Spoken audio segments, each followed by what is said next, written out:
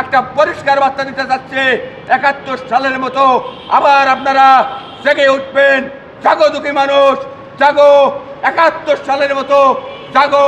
আমাদের অধিকার কেড়ে নিয়ে রাজনীতির বাহানা বাংলার মাটিতে মেনে নেওয়া যাবে না, চলতে দেওয়া যাবে না। কোনো দলের উপর ভরসা রাখতে পারতেছি না। এর কারণ হলো ৭১ সালের পর থেকে আওয়ামী লীগ দেশ চালাইছে, আমি একজন নাগরিক হিসাবে দেখছি। বিএনপি দেশ চালাইছে, আমি একজন নাগরিক হিসাবে দেখছি। জাতীয় পার্টি দেশ চালাইছে, আমি একজন নাগরিক হিসাবে দেখছি। বর্তমান ডক্টর ইউনূস দেশ চালাইছে, আমি গণতান্ত্রিক একজন নাগরিক হিসাবে দেখছি। আমি কোনো দলের কাছে স্যাটিসফ্যাকশন না। আমি শুধু এটাই দেখতে চাই, বাংলার মাটিতে একজন মহাজ্ঞানী মানুষ, সেটা যে কোনো মানুষ হইতে পারে পৃথিবীতে, এমন কোনো এক দেশে মুসলিমরা শাসন করছিল, এখানে ডিগ্রির বাহানা দিয়া আমাদের কারো ধোকা দেওয়া চলবে না। এই জন্য আমি আপনার ক্যামেরার মাধ্যমে বলছি, সাধারণ মানুষের পক্ষ থেকে একজন মহাজ্ঞানী মানুষ বেরিয়ে আসা দরকার। আমি তার উপরে ভরসা রাখতে পারি, আমি কোনো দলের উপরে ভরসা রাখতে পারি না। যদি বলে কোনো দল যে আমরা দুঃখী মানুষের মুখে হাসি ফুটাবো, তার কাছে আমি একটা বার্তা দিলাম, তারা ঢেলে সাজাক দল জেলা লেভেলে নেতা কমাইতে হবে।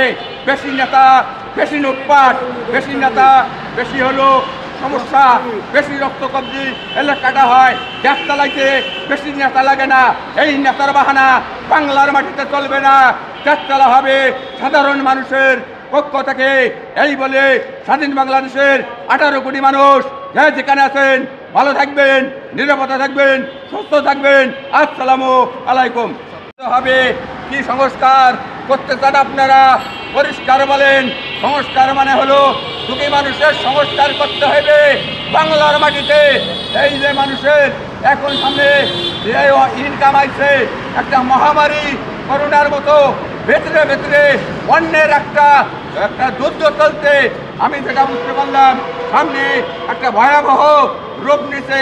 এই যে হাজার হাজার লুটপাট করা টাকাগুলা আপনারা ধরতেছেন, কোথায় যাইতেছে, কিভাবে যাইতেছে?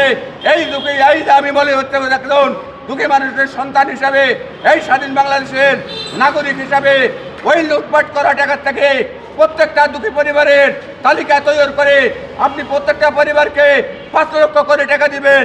আর যদি আপনি দুঃখী পরিবারকে 5 লক্ষ টাকা দিতে না পারেন, আমি ঘোষণা দিলাম, ক্ষমতা আমার হাতে হস্তান্তর করেন। আমি 15 দিনের মধ্যে প্রত্যেকটা দুঃখী পরিবারকে আমি 5 লক্ষ টাকা দেবো ইনশাআল্লাহ।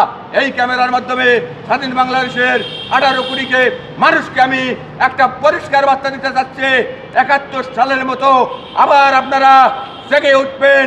জাগো দুঃখী মানুষ, জাগো। ৭১ সালের মতো জাগো। আমাদের অধিকার কেড়ে নিয়ে রাজনীতির বাহানা বাংলার মাটিতে মেনে নেওয়া যাবে না, চলতে দেওয়া যাবে না। এই বলে আমি আপনার ক্যামেরার মাধ্যমে স্বাধীন বাংলাদেশের 18 কোটি মানুষের উদ্দেশ্যে বার্তা দিতে যাচ্ছে, প্রত্যেকটা ঘর ঘর শক্তিশালী বিবেকের আদালত গড়ে তুলবেন। এই বলে আমার বক্তব্য শেষ করছে। আসসালামু আলাইকুম।